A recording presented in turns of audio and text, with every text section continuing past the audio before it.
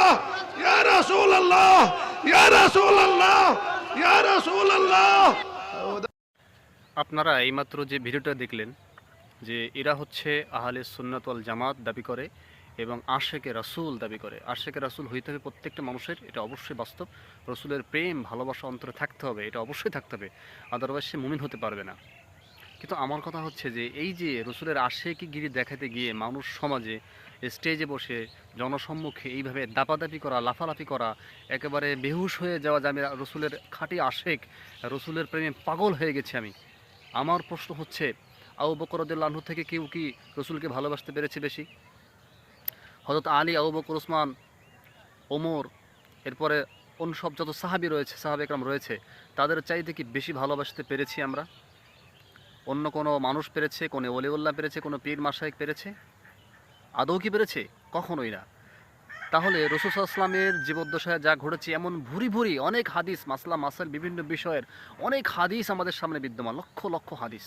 এই লক্ষ লক্ষ হাদিসের মধ্যে কয়টা হাদিস আছে যে যে সাহাবা ইকরাম আল্লাহকে স্মরণ করতে গিয়ে বা জিকির করতে গিয়ে এভাবে বেহুশ হয়ে গেছে, লাফালাফি করেছে, দাপাদাপি করেছে, তাদেরকে পানি দিয়ে মানে ঠান্ডা করা যায় নাই, 10 জন লোকে ধরে রাখতে পারে নাই, এরকম কয়টা ঘটনা ঘটেছে? রাসূল সাল্লাল্লাহু আলাইহি ওয়াসাল্লামকে স্মরণ করতে গিয়ে এইভাবে তাকে পাগলের মতো হয়ে গেছে, একেবারে দিশেহারা হয়ে গেছে, তাকে কেউ ঠেকায় রাখতে পারে না। হ্যাঁ, উল্টাপাল্টা জামা ছিঁড়ে ফেলতেছে, প্যান্ডেল ভেঙে ফেলতেছে, এরকম কোথায় হয়েছে? এরকম কোনো নজির কি আছে? যদি থেকে থাকে তাহলে আমাদের মধ্যে জাগ্রত হওয়া স্বাভাবিক। এটা হতে পারে যে না, রসুলের জামান এটা হয়েছে, সাহাবীরা এটা করেছেন। কারণ সাহাবীদের থেকে বেশি গভীরভাবে রসুলকে ফিল আমরা করতে পারি না, আমরা পারছি না, যতই বলি না কেন। সাহাবীরা যতটা রসুলকে ফিল করেছে অন্তর থেকে, যতটা ভালোবেসেছে, তার জন্য জীবনটা কোরবান করতে পেরেছে, আল্লাহকে তারা যেভাবে চিনেছে, আল্লাহকে তারা যেভাবে অন্তরে ধারণ করেছে, স্মরণ করেছে, আমরা ঠিক সেইভাবে কি পারছি? তাহলে তারা এরকম ঘটনা ঘটে নাই, আর আমাদের কি হয়েছে এরকম যে আমরা একেবারে পাগল মাতাল উন্মাদ হয়ে যাচ্ছে, একেবারে ধরে রাখতে পারতেছি না, আমি মনে হয় শেষ হয়ে গেলাম, মরে গেলাম, চলে গেলাম। তার মানে হচ্ছে এটার দ্বারাই বোঝায় এগুলো এক ধরনের ভণ্ডামি, মানুষের সামনে প্রকাশ করা, জাহির করা যে আমি এত আশিক রাসূল, এত আমি আল্লাহর পাগল, আমি রসুলের এতটা আশেকান, এটা প্রকাশ করা। এই ধরনের ঘটনা আমাদের এই সুন্নিত দাবিদার ভাইদের থেকে আমি বেশি দেখতে পাই। আরও কিছু কিছু পীর মাশায়েখদের মধ্যে এরকম আছে, দেখতে পাই যারা এরকম করে। কিন্তু আসলেই কি এটা ঠিক? আসলেই কিন্তু বিষয়টা এরকম ঠিক না যা করতেছে।